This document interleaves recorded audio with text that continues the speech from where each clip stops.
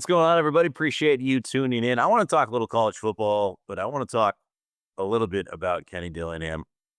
I really like this guy. I like his energy. I like the way he kind of goes about his business.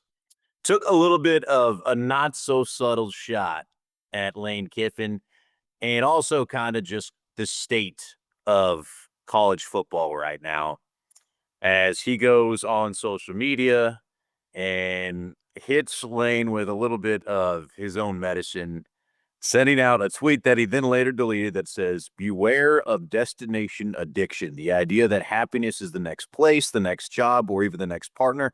Until you give up on the idea that happiness is somewhere else, it will never be where you are," which was a Denzel Washington quote. Now, why is that funny? Because that is the exact same quote that Lane Kiffin tweeted out. Oh, it would have been in 2001. Lane Kiffin, kind of known at this point as being a guy that is always looking for something a little bit brighter. It's hard to judge a man on that, a little bit. In today's day and age of college football, loyalty is not exactly the thing that it's known for anymore. It's not a great quality to have, to be known as the guy that's just going to abandon ship for any opportunity that's a little bit better and never kind of ride things through. But there was a lot of pieces of this that I want to break down. First off, with Lane Kiffin is an interesting one in time. I don't know if we ever expected a coach to jump ship when his team was going to the college football playoffs. And now he's not going to get a chance to coach in that. This is a team that is one of 12 teams that's going to have a chance at winning the national title. They're pretty good. And now he's leaving that opportunity and everything on the board for a lot of money and a lot better opportunities and facilities and everything else that LSU offers. The $25 million a year that they're going to give him to go into the portal and kind of sign kids and everything.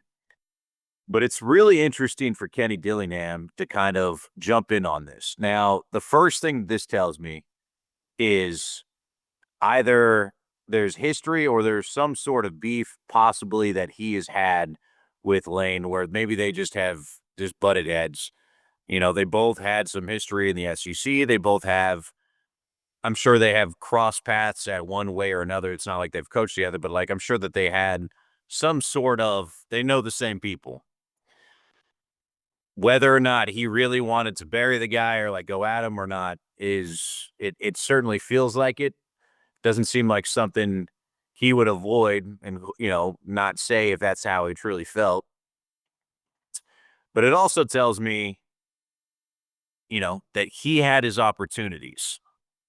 That I don't know if it was LSU or Penn State or Florida, that there were other coaches or other programs that made a push for Coach Dillingham and that he is staying pat. That is a heck of a sign for the future of ASU. That this guy that had opportunities at programs that I think universally most people would say are better. Better opportunities, more money for NIL, better conference, and yet he decided to stay at ASU. He wants so badly for ASU to be successful and be the guy that helps get them there. So that, for one, shows a guy that is bought in to the school and to the program and not to himself. Lane's move was a selfish one. It's hard to dock him because that is what college football has become. Dillingham is the exception. He is not the rule.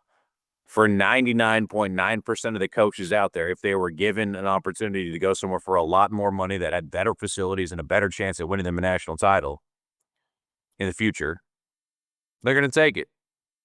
There's only a handful of coaches that are at a spot that doesn't matter kind of what comes knocking, that they want to be there. And it looks for off of this and all the signs that is what is happening for Kenny Dillingham. That is a strong endorsement for the future of the Sun Devils. Not everyone has that, but that looks like something that ASU has. Now, I'd said before that it's about to be a culture check. They're about to go to Miami Beach Bowl or something, awful here and they're not making the playoffs, they're not going to be ranked when the next polls come out. And how many guys are going to want to play in that? How many guys are going to opt out, put their name in the portal, see how much money they can get? We're going to about to find out a lot about, he's doing all the things that he possibly can, all the controls that he can to try and put in this new culture. We're about to find out how much it actually has stuck and how much it has really gravitated to this team that kind of they've taken to it. So that's one. It tells me that he's had offers. He passed it up. He wants to stay there. But like I said, this is also a sign of the times of college football. And it really speaks to the broken model and the broken calendar that we have. I'm very interested to see. I can't imagine it'll happen, but I never thought I'd see the day where kids opt out of bowl games as it is. Do you think any of Ole Miss's players are going to opt out of the playoffs, try and stay healthy? If Lane says, "Hey, I got $25 million. I want to give you $2 million to come on down here to LSU, but I can't risk you getting hurt. If you get hurt in this bowl game, or if you get hurt in this playoff run, I can't take you. It's going to go somewhere else. And I kind of need to know if you're coming or not before I start going after another guy in the portal in your position." Are there going to be some guys that opt out of the bowl game to go get money? Here's an even more upsetting question. Would you blame them if they did? I don't see how. That's life-changing money for a lot of guys that have never had anything near that much money in their life. If you're going to get $1 million to sit out of that bowl game and go to LSU, and with the thought of LSU's a program that he can rebuild in a hurry and maybe we can get back there next year. Even if we don't, I have $1 million in my bank account. How many kids in college football would value $1 million over playing in the college football playoffs?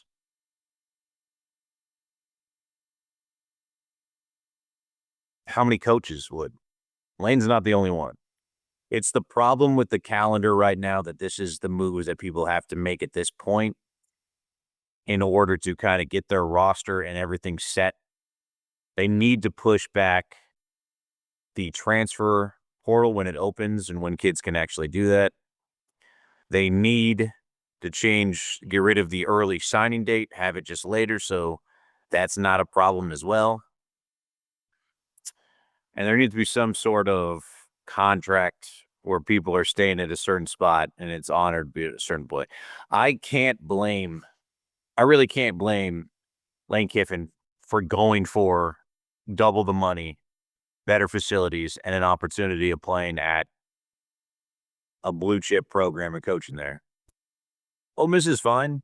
He's already the best coach that they probably ever had. They've gone further than ever with him. Their ceiling isn't in the same stratosphere as LSU's ceiling. Maybe in modern day college football, you can make that argument that who knows, like you're talking historically, and that now that glass ceiling has been shattered by kind of this new wave. Maybe, but money matters right now in college football, and LSU's got a lot more of it that they're going to pump into that program than Ole Miss. I can't blame him. We're seeing the same thing with players. How many players? Just wait. How many? Because there's about to be bowl games that nobody cares about anymore. Watch how many players opt out of it. We had an entire team have to pull out of a bowl game last year because they didn't have enough players to play in it. You don't think we're going to see that worse probably now? As the college football playoffs continues to expand, those bowl games are going to mean less and less. And you're going to start seeing third, fourth string guys that are really just trying to get something on tape so they can go somewhere else. The bowl game model is just, there's way too many bowl games that people don't care about. At some point, they need to, I actually think the FCS model might be where this needs to go. If you push this to even if you went to the 32 team bracket, and then it was a playoff from there. That's so many games, but they are doing it still in college. They are doing it at some level. They got to fix it. these bowl games aren't going to matter, but don't kid yourself. Lane Kiffin's not the only coach that would leave even a team going to the college football playoffs for a payday like this. He's kind of the face of that kind of movement. He doesn't mind being the villain. But the simple fact is, Kenny Dillingham is the exception. He is not the rule. Lane is the extreme version of the rule, but he's more in the majority than Dillingham is.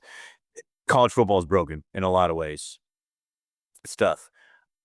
Lots still left for ASU to talk about. It's going to be interesting to see where they go for their bowl game, kind of what's going on with them, how many players decide to play in it. A lot of things to watch right now. So that'll be interesting kind of coming down the pipe here over the next 2 weeks as we kind of figure out where they're going, what they're doing, and kind of where this program is. But ASU fans should feel very fortunate that they have one of the few coaches in college football that is committed to their school and their program, not to just winning games and then doing what's best for their family. He wants to win at Arizona State more than he wants to just win. It's unique, it's special, and ASU is very lucky to have him.